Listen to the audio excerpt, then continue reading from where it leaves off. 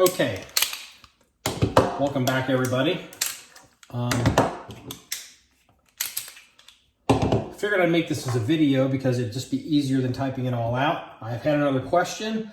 Somebody wanted some advice on how to lube their 1911 when they are attending a class, aka gun school. And it turns out I actually have a fair amount of experience with this. So this is, you have to understand that typically, obviously, clean and lube your gun. You should start with a clean gun, fresh spring, especially a 1911. If it's going to be a high round count training session or training sequence, 2, 3, 4, 5 days possibly.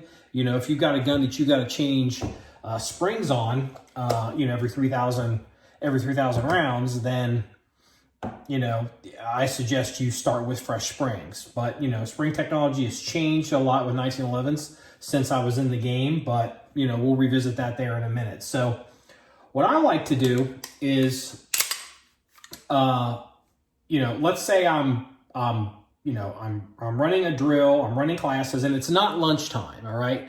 And so I'm noticing that my gun is slowing down.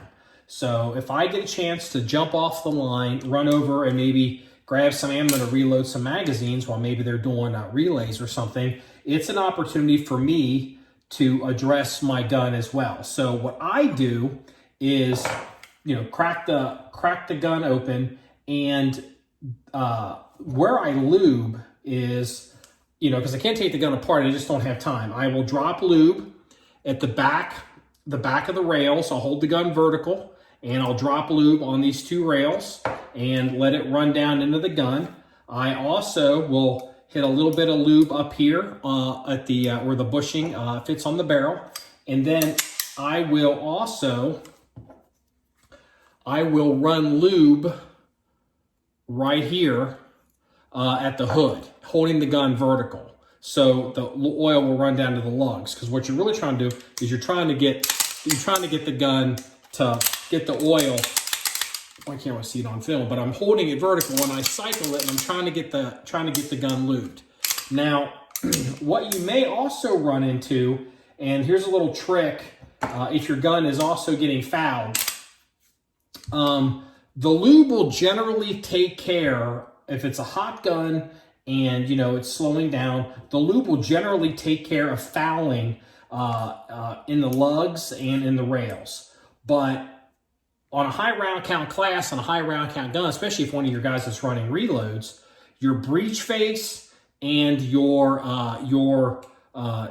feed ramp are also prone to getting fouled up. That's where I always show up with a bore snake. I mean, there's different manufacturers, different names, but it's a cleaning device. You run it through your gun, and you can you run it through, and you pull it, and it cleans out the gun. But most people don't seem to understand how to run a bore snake. I don't want you running a bore snake and dropping it down through the barrel like this, la-di-da. I mean, who cares about that? If you're hurting and you're at a class, you need to actually run the bore snake, run it through your barrel, make sure the bore snake drops down into the mag well, and then pull the bore snake through the gun like this. And what this achieves is, you cleans out your chamber if you're having issues, if you're having, it does address the barrel a little bit, but most importantly, what this does, pulling that bore snake, if you can, I don't know if you see it on the light, is hitting that feed ramp. Okay, so I'd run a bore snake through once. If I also need to, I keep a brush and I clean the breech face. So I can step off the line, run the bore snake, clean the breech face, dab, dab, dab, and then cycle the gun. I can do that in probably about 90 seconds. If you get really good at it, you do a lot faster. So you're not the guy with the 1911 who's holding back everybody. You're the caboose of the train, because not only are you, you've only got 8 rounds or 9 or 10 rounds, you also are the guy that's constantly having to dress your gun, and everybody else is running polymer wonder pistols that don't seem to be that sensitive to lube. So there's my trick on how to handle some of that. But I have a couple pro tips. If you're doing this procedure and you're still having issues, and there's not a set rule here with this. What you're looking at is if, let's say you clean your gun at lunch, let's say you got to drop off the line and, you do the procedure as I described, but you're still maybe having a hard time getting your gun to keep up with everybody else. Well, that may be time to accept reality when you get home that you need to up the spring pressure on your recoil spring. So what I'm about to say used to be very controversial. I don't think it's as controversial now. I don't really have the numbers yet for a 9mm because I'm relatively new to the 9mm 1911s. But it used to be like if the internet guys would tell you that a 45 caliber 1911, and these two guns are 45s, that a 45 caliber 1911, I guess an original spring is 14 pounds, and then a modern spring is 16 pounds, and anything above 14 or 16 pounds is you're going to break the gun or something's wrong with your gun or whatever nonsense. And then you'll notice maybe you'll see commanders maybe at 18 pound springs within 40. Again, I'm talking 45. Well, what I did with my guns is both of these guns this for 12 years, and this was the backup. These guns, these 5-inch 45 caliber 1911s have 20 pound springs in them. And so I never had any issues with the gun actually, becoming overwhelmed by its environment. So there is a trade-off. And if you're a gamer, obviously you want to have a balance between, say, spring weight and, and your recoil impulse. Obviously, a lot of the guys, this is where you get in the power factor in the competition guns, even in IDPA, you'll have guys who are trying to, balance out a spring with a PUD load that still passes power factor for IDPA. But what they don't want to do, they're achieving low recoil on the back end.